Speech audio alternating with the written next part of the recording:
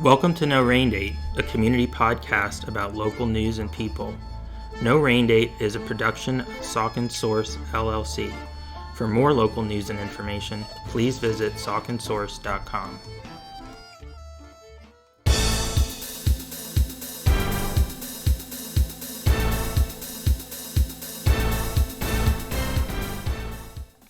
Hello and welcome to No Rain Date. My name is Josh Popacek and I'm the publisher of Saucon Source.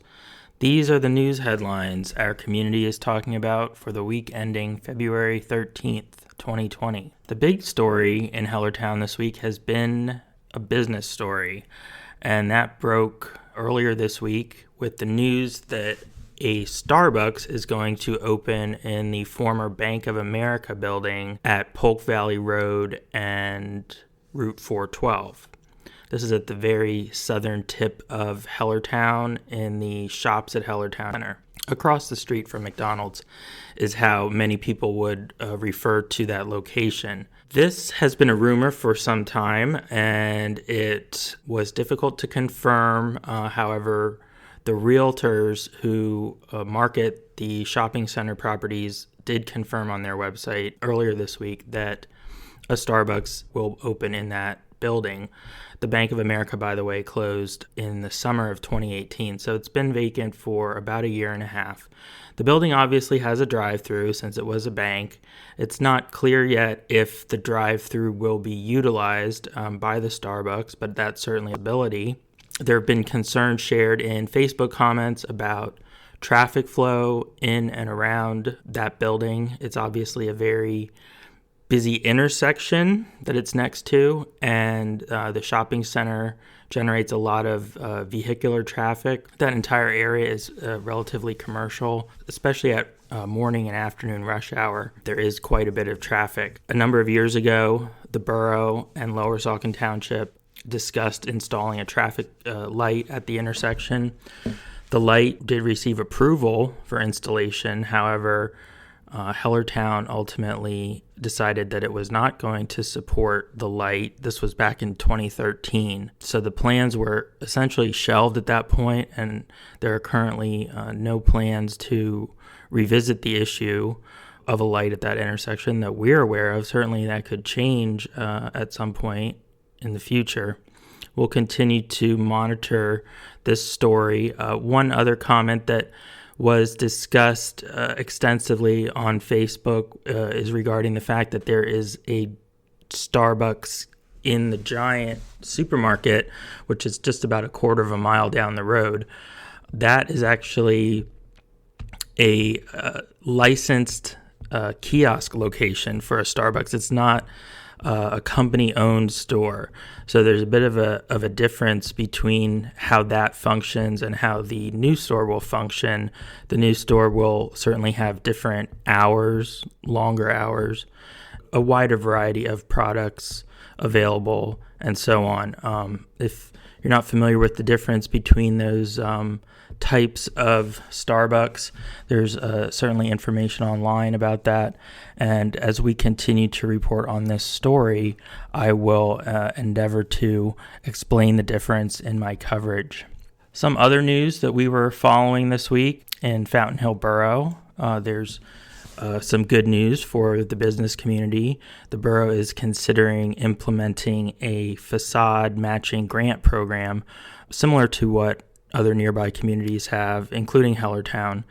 This would allow local property owners, particularly commercial property owners, to apply for matching grants to improve the exterior appearance of their buildings along Broadway and Delaware Avenue, which are the main commercial corridors in the borough of Fountain Hill. Borough Council President Leo Atkinson discussed the idea for this program at a borough council meeting earlier this month.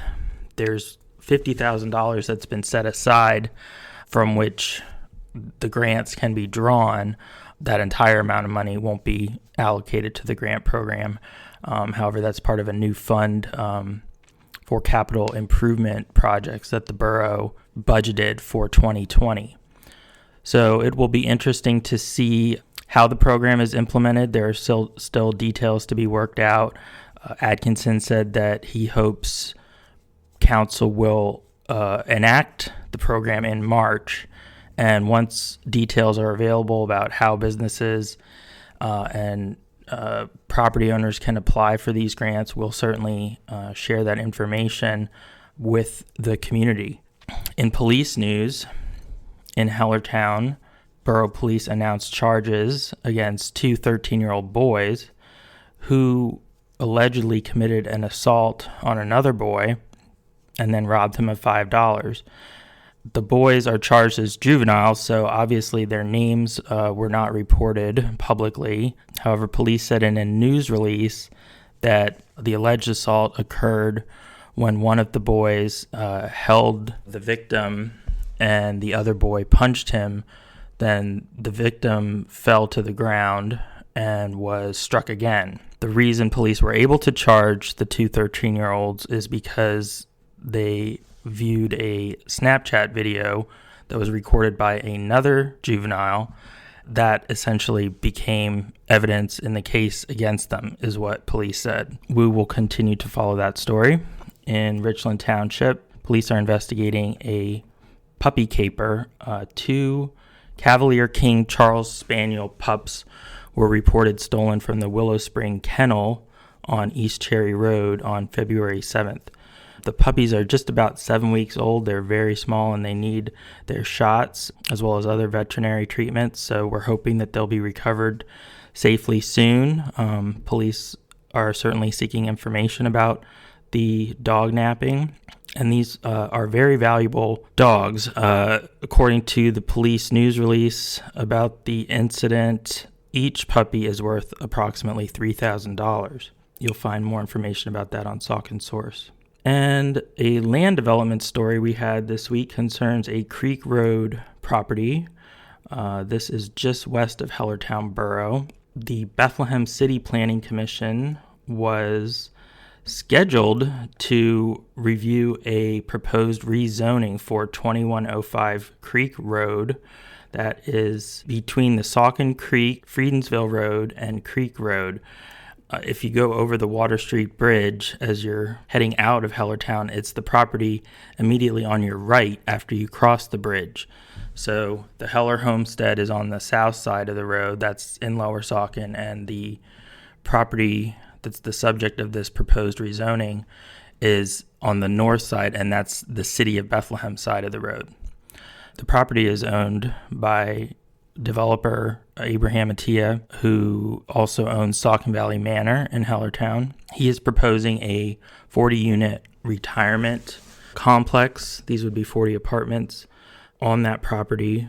It's currently zoned rural residential, and it would require a different type of zoning in order for that complex to be built. Now, at the last minute, the Bethlehem Planning Commission tabled the discussion about this rezoning or proposed rezoning until their March meeting. Our understanding is that that was done so that borough and township officials have the opportunity to comment on the proposed rezoning. Hellertown Planning Commission met on Tuesday evening and voted not to recommend the rezoning. So that will be shared with the Bethlehem Planning Commission when they do discuss this. And obviously a number of other stakeholders, including neighbors who live in that area, such as people who live further up Creek Road, are concerned about this potential impact on traffic, the environment, and in other areas. There's been lots of development news so far this year, and it seems like that trend is going to continue, and we'll be there to cover all of it for you. In the weather category, the mild weather has continued this week. There's still been very little snow. Remarkably, the Lehigh Valley has only had about 5 inches of snow this entire winter, and normally at this point in the season, at least 20 inches of snow would have accumulated. It's also been one of the warmest winters, certainly that I can remember. But Tony's the expert on that, and he is going to fill us in on what's happening now and what we can expect over the next 5 days. Here's Tony with the forecast.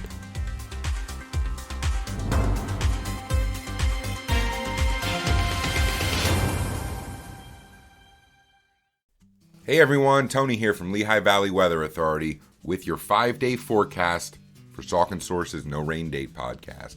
Today's date is February 13th, 2020, and let's kick off the forecast with today, Thursday. Rain will move out of here this afternoon. Total rainfall accumulations across the area of 1/2 inch to 1 inch. High today, 50 degrees, down to 26 tonight. An Arctic cold front moves in here for the weekend, Friday, Saturday. Friday's high temperature 30 under partly cloudy skies with some peaks of sun. A low temperature Friday night of 12 degrees. Saturday, sunny skies, high of 32, going down to 22 Saturday night. That's about it as far as cold temperatures, because Sunday we rebound. Sunny skies, highs in the mid-40s, down to 30 at night. And for your President's Day, sunny skies, highs in the upper 40s. That's all I got for you this week. Have a wonderful day, and we'll talk to you soon.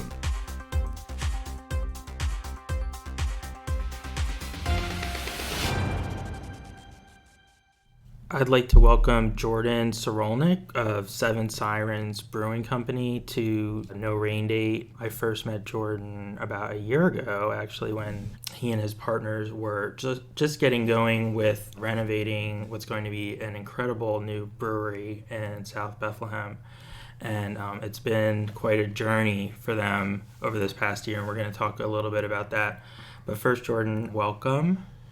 Thanks for having me, Josh. And I wanted to start off by asking you a little bit about your background. I know you grew up locally, and also what specifically got you interested in brewing in the first place. Cool. Yeah. So I grew up out in New Tripoli, went to Northwestern Lehigh, home of the Tigers. Ended up moving to Emmaus my senior year, actually. So I graduated from Emmaus. After that, went to college for a little bit and was going for business, and I felt myself growing closer and closer to my dad's business, so I decided to join the Navy. Okay, that's your dad's business. Yeah, so his business, he actually does catering in the Lehigh Valley and stuff like that. So, but he's a veteran. He's not. Oh, okay. Yeah. So I wanted to kind of find my own path and see the world, get an education, serve my country, all that kind of Gotcha. stuff. So You served for how long? yeah, so I was in the Navy for 6 years. Okay. I was stationed everywhere from Chicago to Virginia Beach, out to San Diego, a couple deployments in the Western Pacific, Middle East area. Yeah, and then I got out in 2015. All the while, I kind of was dabbling in home brewing, having fun with that as a hobby. In the Navy, I was trying to replenish the amount of beer that I was deplenishing from the planet.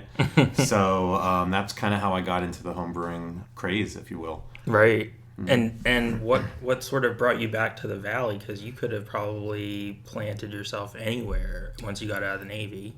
Yeah, so I was stationed in San Diego when I got out of the military, and the cost of living out there was intimidating. Especially someone, was close to finishing my degree. I didn't have it finished yet. And just kind of the support network, that we had out in Pennsylvania. My whole family's out here, things like that. So I wanted to move back, finish my degree, kind of get my bearings, and go from there. And at that point then was when you sort of connected with, you have two business partners in... So, I actually have one business partner. Okay. Yeah. So, Aaron's our, marketing distribution extraordinaire who does all sorts of other awesome stuff. He's so good at it that he sold himself at a higher level. No, he's absolutely crucial to the operations. But, right, and he's a Saucon Valley guy. Correct. Yep. Yeah, he grew up right up the road. Yep. Yeah, so we're all, super local, all that. So, when Josh is your... Yeah, my business partner, yeah. Right. So, yeah, he grew up in and graduated from Salisbury High School. Okay. Yeah. Right down the road. Yep. Awesome. We touched on you being a veteran, and, that's obviously a big part of your personal identity. Well, is Josh a veteran too? Josh isn't, okay. Just Aaron, yeah. But I see that influence in your business, sort of, and it seems like you have a real big following among local veterans. Tell me a little bit more about that. Yeah, no, it's a lot. You leave for the military kind of as a kid, you know what I mean? And I didn't know exactly what I was going to do with my life, but I knew I needed some direction. I needed some guidance, some discipline, some, all those kinds of things. And I definitely got it. You know what I mean? Mm-hmm. So I got what I joined to get. And, when I got out, I finished my degree, bought a house, got a job, all the things they tell you to do as an adult. I just kind of was looking for a little bit more, that experience and discipline and, all that kind of stuff definitely has helped all along the way.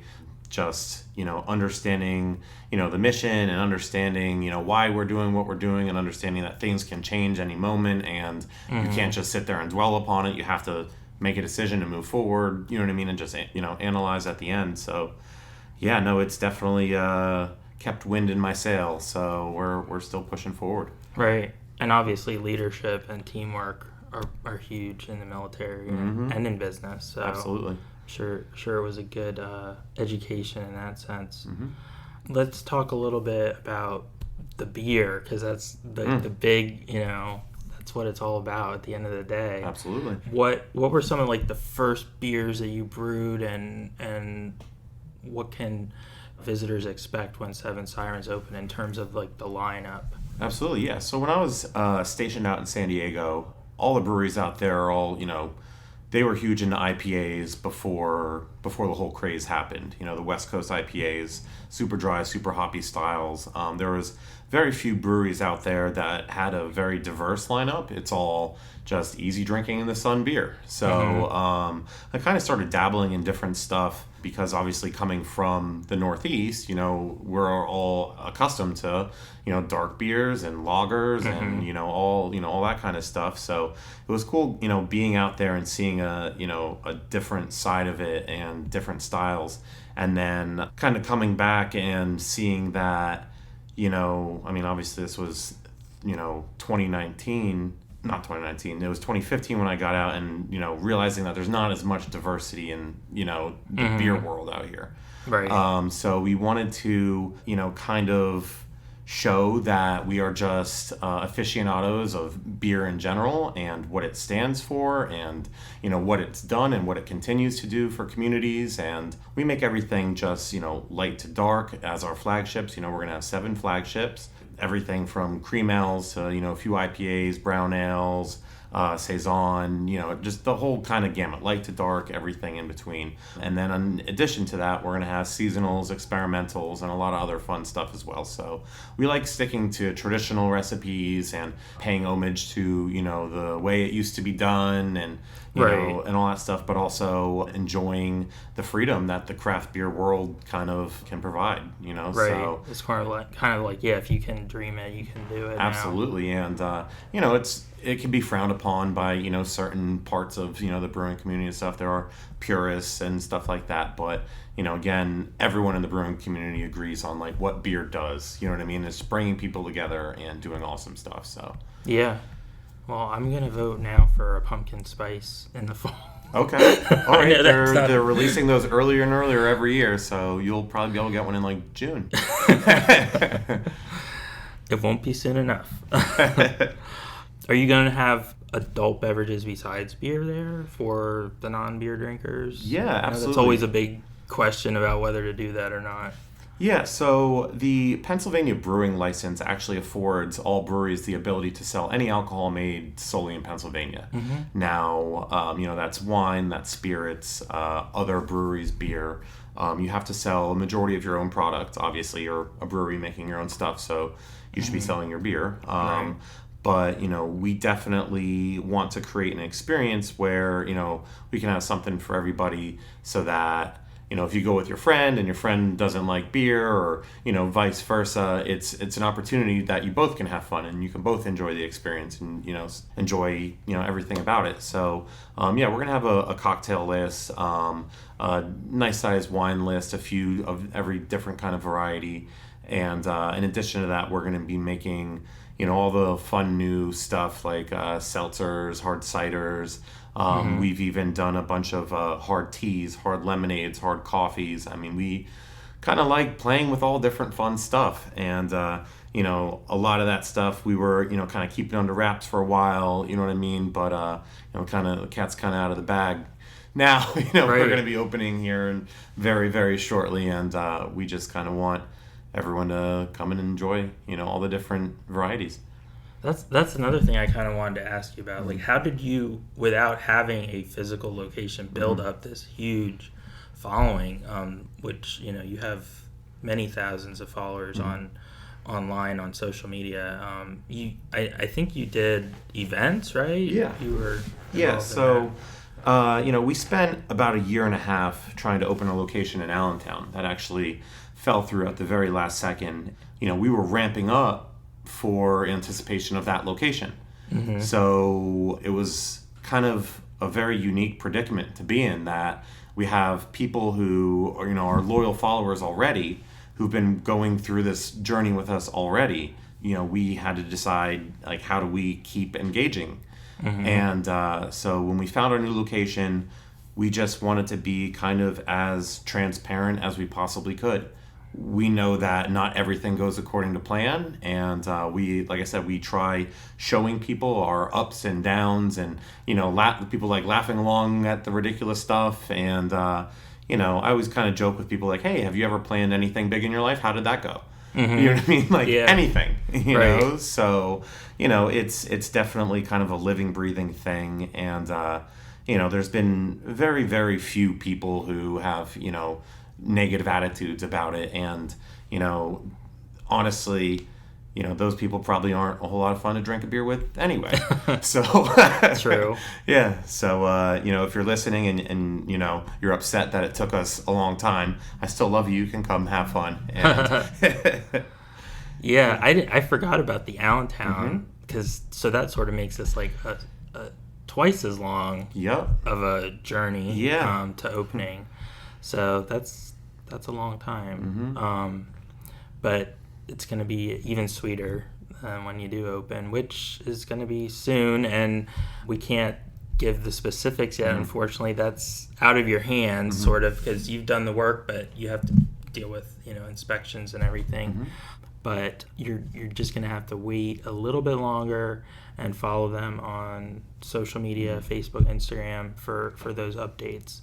In the meantime, definitely peruse those posts. I know you've been posting about merchandise, which you have in stock now, right? Yeah. No, it's fun doing that. People keep requesting stuff, and we, try getting stuff, and then, you got to find the right vendors who have the same attention to detail and quality expectations that you have. So we went through a few vendors just to get the good stuff. And, like our hats, our first order of hats sold out in under an hour. So we had to wait 2 more months to get the next order. You know what I mean? So it's kind of learning as you go, and it's, we're kind of in uncharted waters, with a lot of stuff that we're doing, but, we wouldn't have it any other way. It's a lot of fun and keeps us fresh.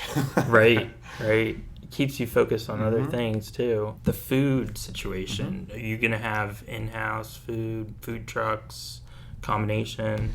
So we're not going to have our own kitchen, but we are going to have rotating food trucks. So, all the local ones are all, anxious to come. We've already started putting them on our calendar, everything like that. We're actually going to have like a food truck window that food trucks that are physically capable of coming up to the window, because some of them have awnings and stuff like that, and they'll just be right outside the door. But in inclement weather, you'll be able to order straight through the window from the brewery, so you don't even have to really go outside. And that window was already there because this was a parking garage. Yeah. We should explain that. Yeah. So the building was built in 1890, and for the last multiple decades, it was a parking garage.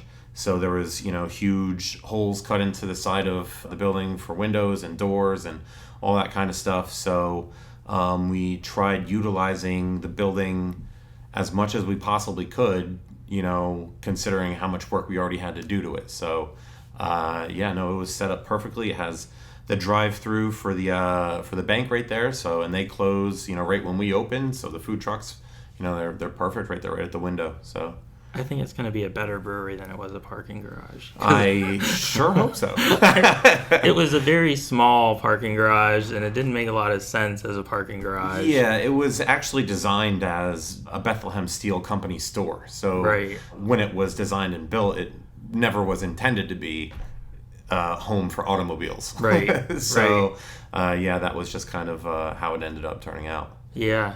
No, I think I can remember being in a car and my parents parking there when I was little, because we literally lived around the corner from there, basically, which wouldn't really explain why we parked there, but if you're going out and about, yeah, maybe because I was little. But it's a really interesting building with a fascinating history, and I know you've posted about that as well. You're also incorporating elements from other buildings. You have an incredible carved wooden bar from the Shamrock Inn, which old timers might remember.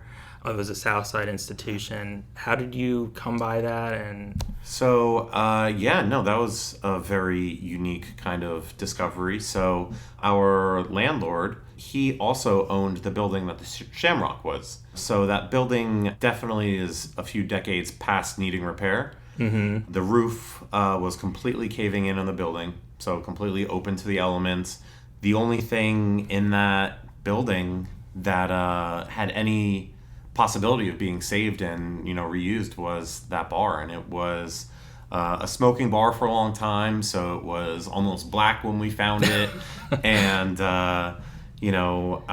that's character. Yeah, stories and all that kind of stuff was soaked in that. But our landlord wanted to save the bar and save what he felt was short of the building, the only thing worth saving. So he graciously offered to have it moved a block and restored, and the company that did that did a phenomenal job. It took them a ton of time and energy. The bar was hand carved in Ireland. They estimate over 100 years old just by the method of the carpentry. They said no one has done that. Anyone who's ever built anything like that past 60 years ago. Right. The woodworkers were aware of it, and they read about it and they saw it before, but it definitely was a huge task for them to bring that thing back to life, and it's just absolutely gorgeous, and they did an amazing job. Brought it in hundreds of pieces. I mean, one of our posts when we were having it installed, it's just scrolls and columns and cabinets and everything just scattered about, and again the attention to detail and love that they put into it. I mean, we actually had to go back to them to get a couple more shelves for some glassware. They custom made the shelves, and we went back and they saw our t-shirts and said, "Hey, how's the bar?" They were just so excited about it, and it's really just like you said, a beautiful piece of history that if it could talk. Also one of my other posts, I actually met a woman who works at Ahart's right across the street, and she wandered in during construction one day. She said, started talking about the bar, and I kind of was confused. There's a lot of different people walking around during the day, and I really just wasn't ready for someone to come up and say, "Hey, I served beer at your bar." And I'm like, "Ma'am, we're not open yet." So no, she's like, no. When it was at the Shamrock. And I was like, "Oh." So wow. Yeah, so she celebrity told me, bartender. Yeah, she told me stories of how she served in front of it for decades and hasn't seen it and always wondered what happened to it. And I said, "You know what, you get on in here." So we brought her through the construction, got her a hard hat and reflective vest, and showed her the bar, and she started tearing up as soon as she saw it. I can only imagine decades of memories right. standing in front of that. So I told her that she's absolutely serving a beer from it right. as soon as we're open, and Ooh. she said all she knows how to do is pour beer in shots, so no cocktails or anything. So if anyone's expecting anything, she's that's her specialty. Is her name Mary? I think it was Sherry or something. I gotta look back. Yeah, it's eluding me right now. But that story just gave me chills. That's like really. If I'll tag you in the post or something. I made a huge post about it, and That'd be a great news story, actually. Yeah. So, yeah, it was really cool, and all those sort of things, people, have emotional attachments to, you know what I mean? And it's not just the bar, it's not just the building, it's not just a beer, Right. you know what I mean? It's what all those things kind of represent, and it's really, really cool being able to bring that all together. Right. Well, yeah, I mean, in a traditional sense, like the pub, the bar was your home away from home. And we don't necessarily have that as much anymore, although we still have plenty of bars. Yeah. But the neighborhood pub. Exactly. Yeah. That tradition has sort of faded, but it sounds like you're going to be kind of bringing that back. Yeah, no. So, in my journeys across the planet, you go to countries that never had to go through a prohibition. So, we're really just returning to a sense of normalcy. There were more breweries per capita pre-prohibition than there are now. And people always say, like, oh, the market's saturated. I'm like, well, there was more breweries in the 20s, than there are now. It's just the large companies survived that and prospered since, you know, and with laws loosening, liquor laws and stuff like that, it really, really paved the way for this kind of craft beer boom. And, people are starting to see, like, hey, this fresh stuff from around my corner is a lot better than what I've traditionally been drinking, and don't get me wrong, whenever we're working, it's hardly ever a triple IPA with passion fruit or something. It's one of our old-fashioned PBRs or Coors Lights or something we grew up on, Lion's Head every once in a while if I'm feeling mad at myself. So we do we do all those fun things. And but yeah, like I said, in other countries, that's their culture. Like you said, it's that community kind of gathering spot. So we're trying to help educate and just show people kind of what they've been missing out on. Right. Yeah, I think I remember reading that in the I think it was in the late 70s was when there were only like 300 breweries in the whole country or something like that, which is mind-boggling today because there's probably 300 breweries in southeastern Pennsylvania now or something like that. Yeah, some crazy number. I'm even having trouble keeping up with it. But right, but it was almost like we were on track to head, for like the Walmart model of beer, which I think most people would agree isn't great for the consumer. Correct. Yeah, no, I mean, it's really, from a technical standpoint, really, really impressive how well the big breweries do with consistency and, their distribution model, and just everything they do is just really, really impressive. You know what I mean? From a outside kind of observation. But, it's really, really difficult to make the larger quantities with the same quality. Obviously, the higher quality the ingredient, the higher the price is, and it's tough. It's tough to by truck bring in thousands of pallets of strawberries to make a strawberry blonde.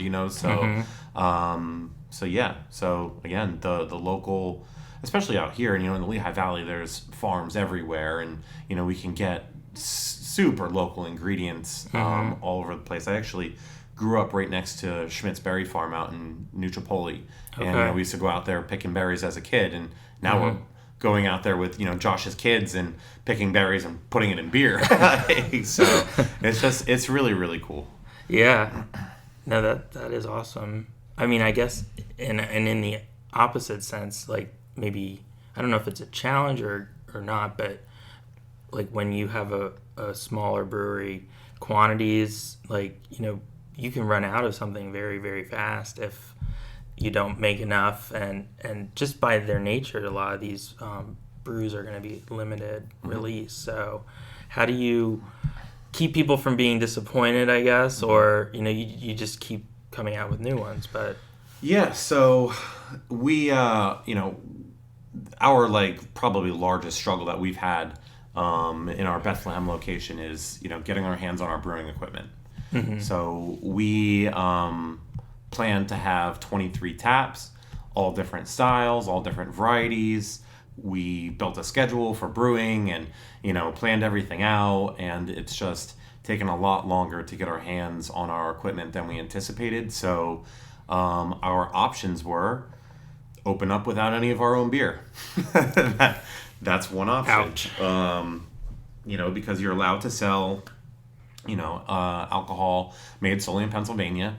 You do have to sell a majority of your own product, but again, that kind of balances out once you start brewing and stuff like that. But over this journey, we've met so many awesome people at different breweries, owners and brewers at different conventions and festivals, and just everywhere. And because we have built those relationships, it afforded us opportunities to go do collaborations with them. So we could actually make recipes and brew the beer, at their facility and be able to have that for sale at our brewery. We also teamed up with Weyerbacher and did a contract brew out there. So we did 40 barrels of beer, distributed it between 3 different styles.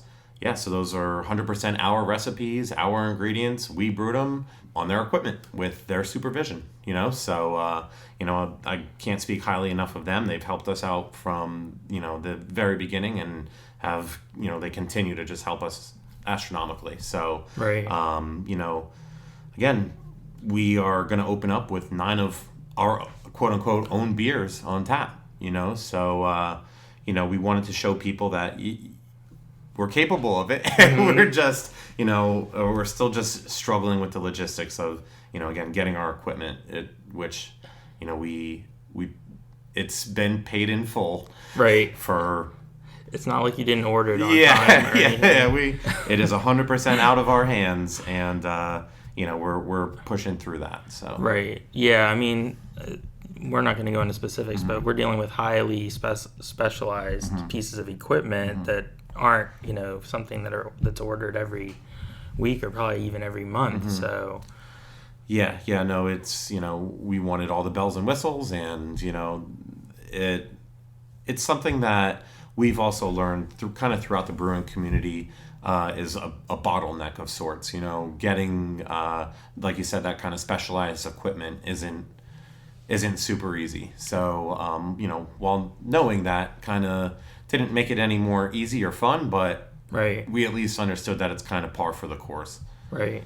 And I guess the silver lining is that it did sort of strengthen your relationship with these other breweries, and it's fantastic that you support each other like that.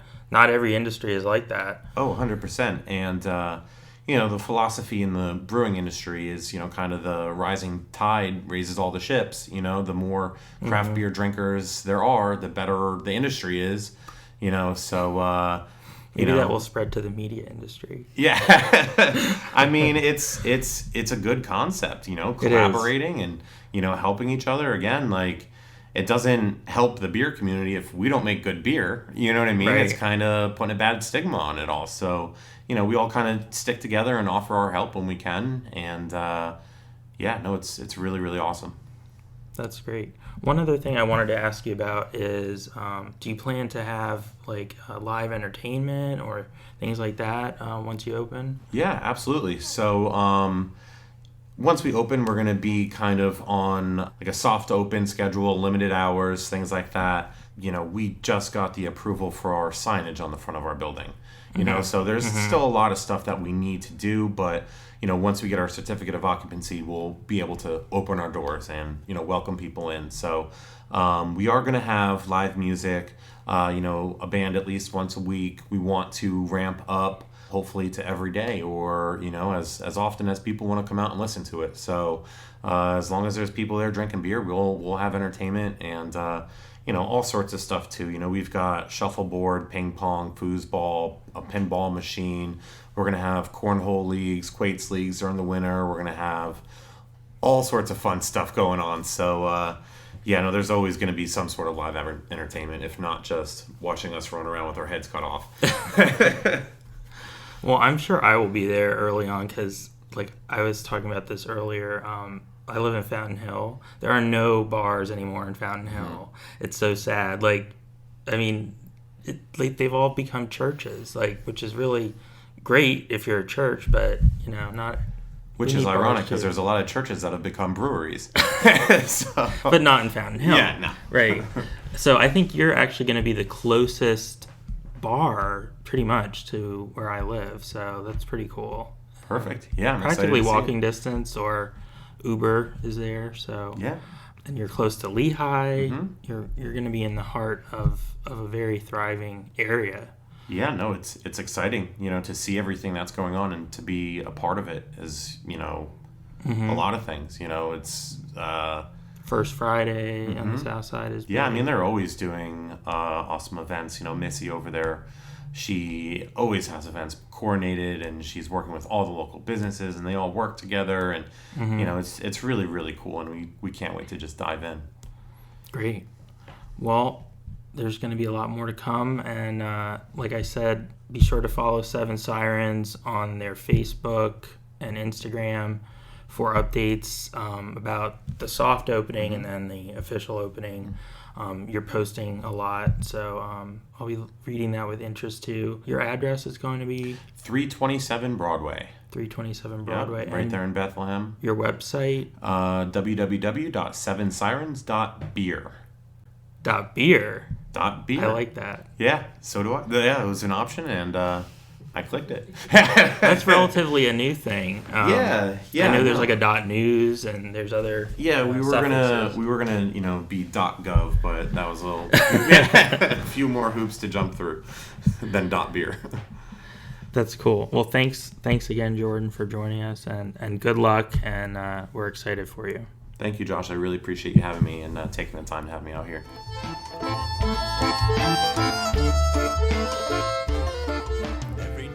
I'd like to welcome my friend and neighbor here in downtown Hellertown, Westley Morris of Saucon Valley Massage Therapy.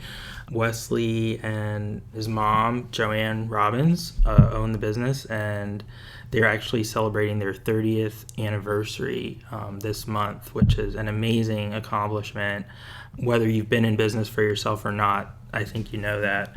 And there aren't many businesses in Hellertown that have been around that long, so I want to congratulate you, Wes, on that, and tell me a little bit about what you attribute that success to. I mean, 30 years is just really an awesome achievement. I would have to say there's a couple things. First of all, let me say thank you for having me on the podcast. It's a true honor. So I appreciate you both. And if I had to identify what I attribute 30 years of a successful business, a couple key principles would be resilience, steadfastness, and just plain old work ethic, really. You go through a lot of adversity in 30 years. You go through adversity in 5 years, but I think her, and speaking to my mother, Joanne, her ability to just keep getting up and keep showing up is really the reason why she's been in business for 30 years. Yeah. Yeah. And I should mention that we're going to have an article about this too on sauconsource.com, which kind of touches on some of the highs and lows and you know the challenges, and also her work ethic. Yeah. She grew up on a farm, working very hard. Yeah. Getting those hands strong. Yeah, and I grew up going to that farm, so I understand the culture that comes with that, and it's a different mindset. Mm-hmm. And really, I think that her upbringing and the work ethic that was instilled in her at a young age is really, what makes her the person that she is. Absolutely 100%. You just don't find that anymore, Josh. You really just don't. Mm-hmm. Yeah. Oh, I agree. Let's talk a little bit about massage itself. And obviously everybody knows massage is relaxing, but beyond that, what are some of the health benefits? Well, people don't really know, but massage has been around for thousands of years, right? Back to Egyptian times when they would use sticks and actually stones and they would do soft tissue manipulation.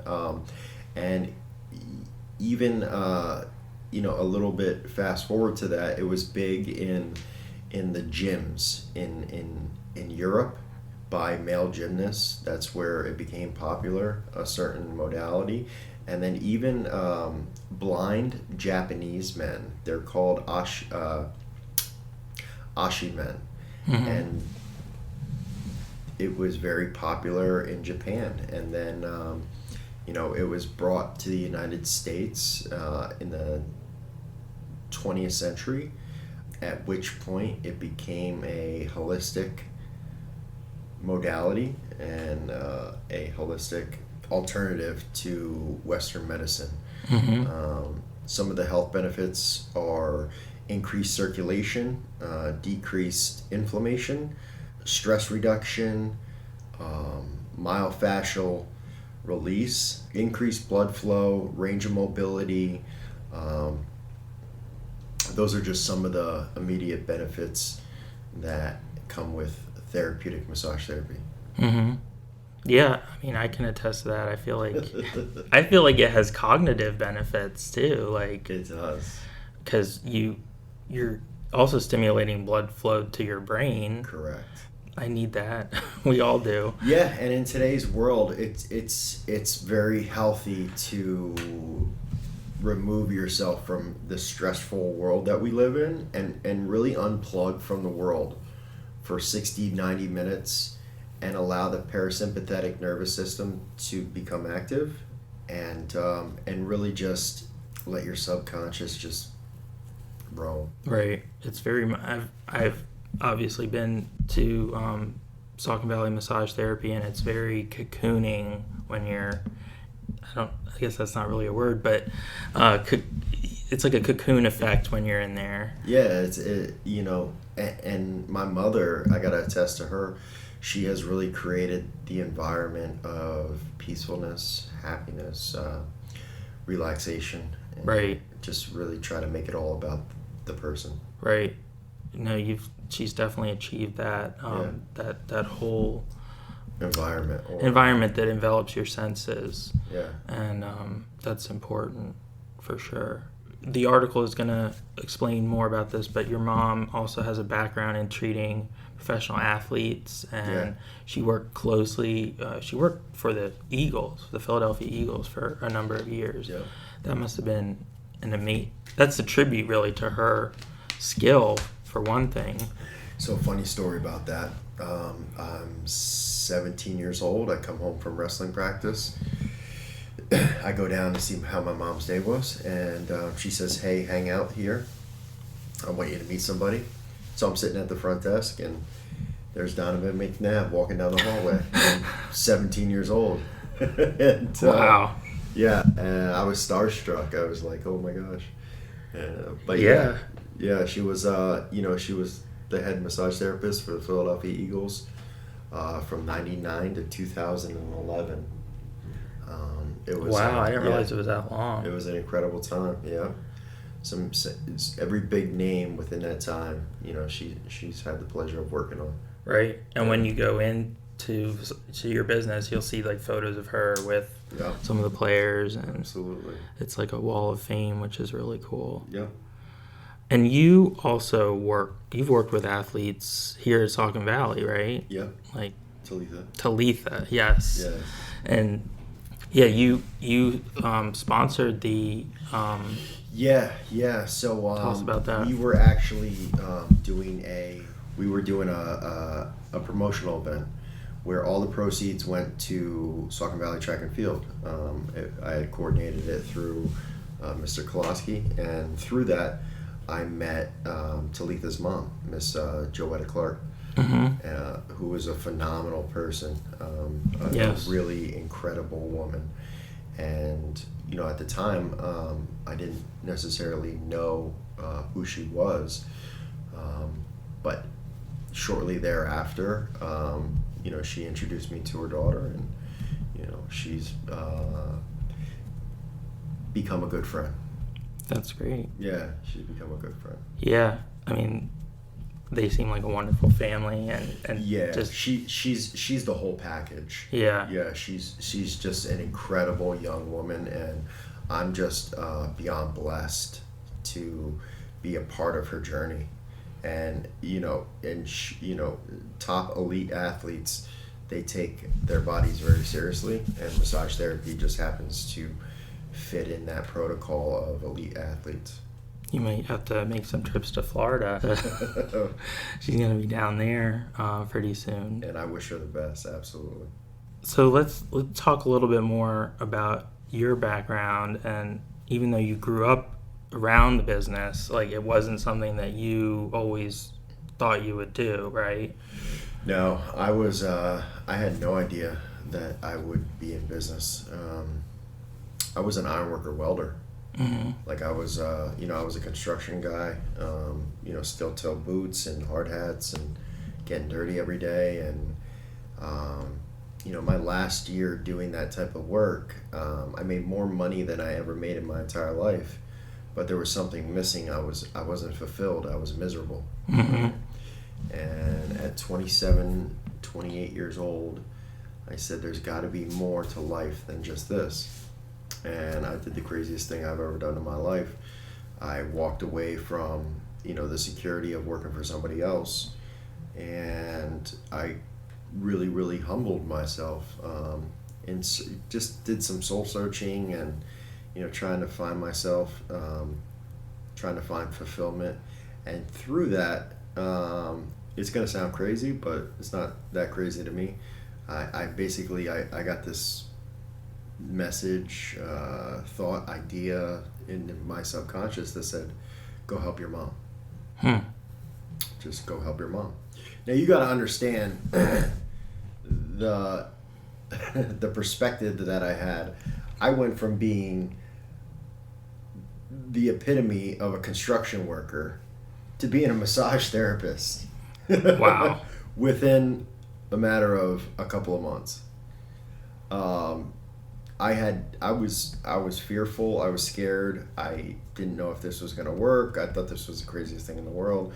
Not only that, but what is everybody going to think, right? But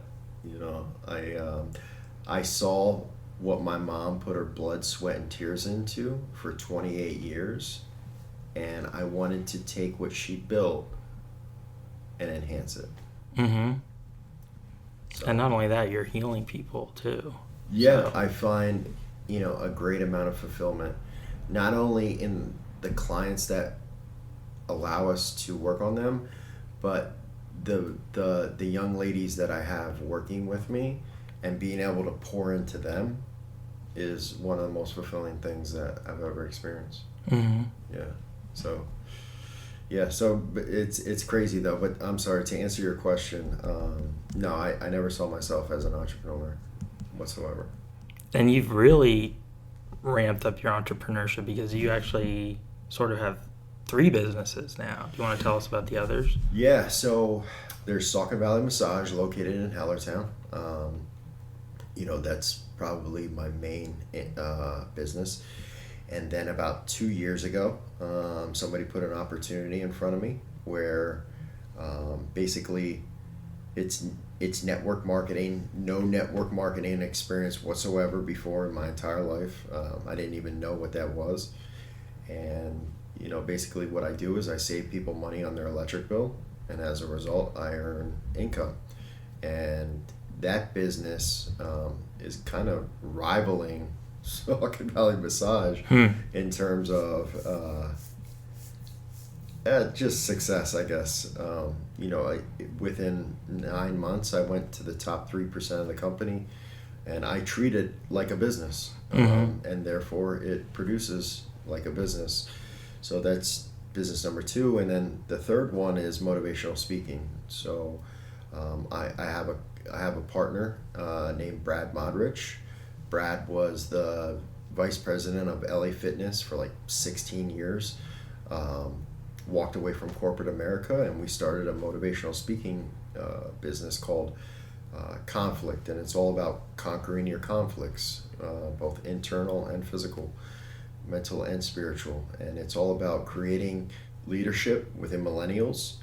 It's about empowering women, and it's about helping those who have a history of adversity overcome whatever hurdles that might arise in doing so. That sounds awesome. What do you speak to particular groups or? Yeah, so we've spoken at multiple high schools, women's groups, rehab facilities, halfway houses, leadership groups, entrepreneurial groups, things of that nature. Great.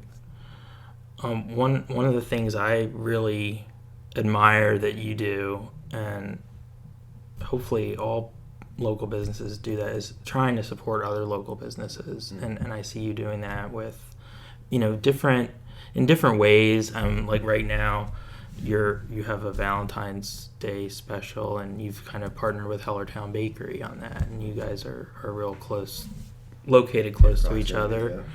Yeah. But you also participate in events, and you're out there in the community. So community involvement is big for you. Yeah. And why is that important?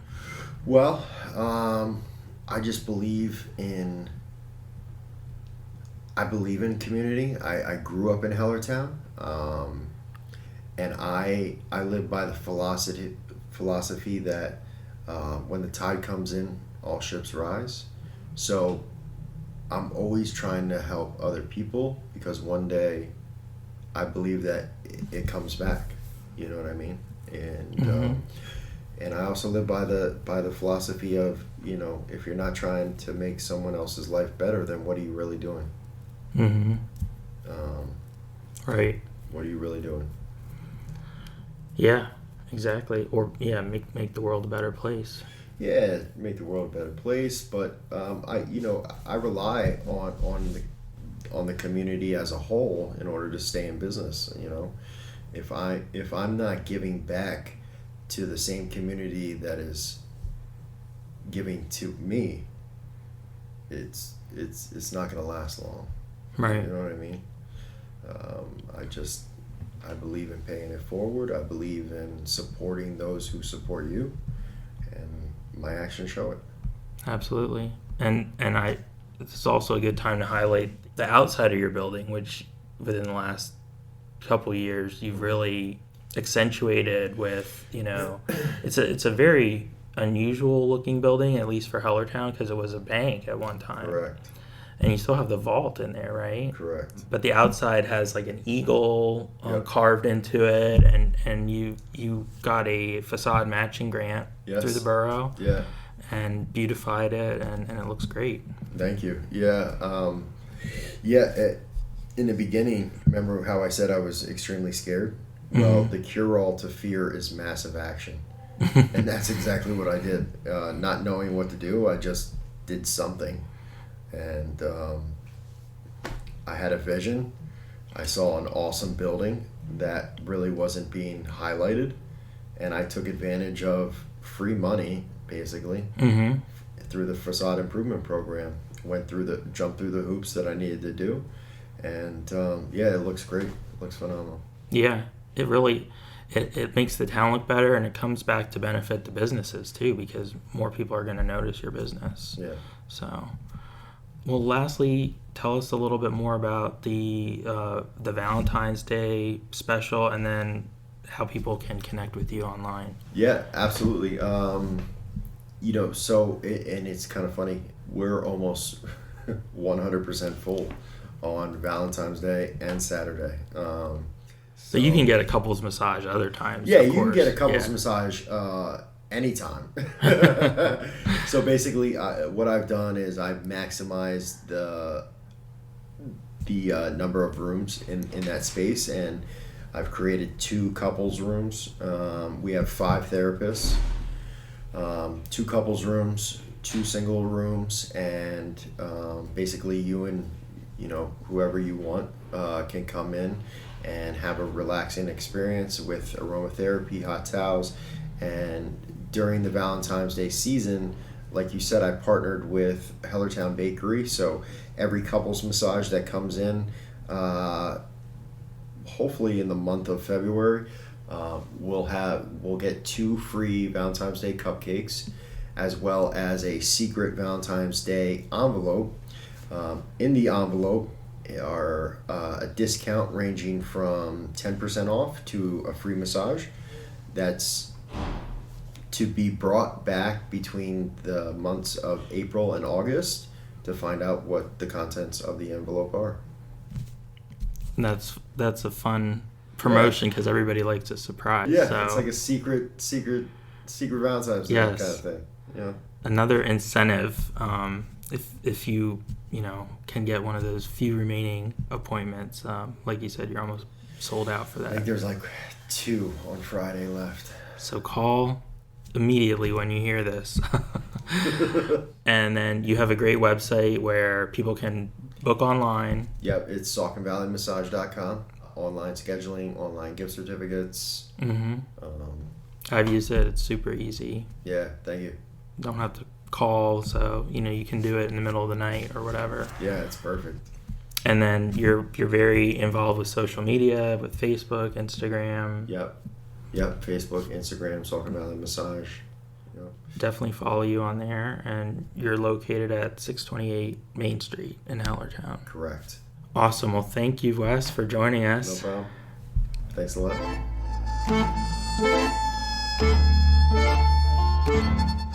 No Rain Date is an original production of Saucon Source LLC. Our theme music is provided by This Way to the Egress. For more great music by them, be sure to follow This Way to the Egress on Spotify. Thank you for listening.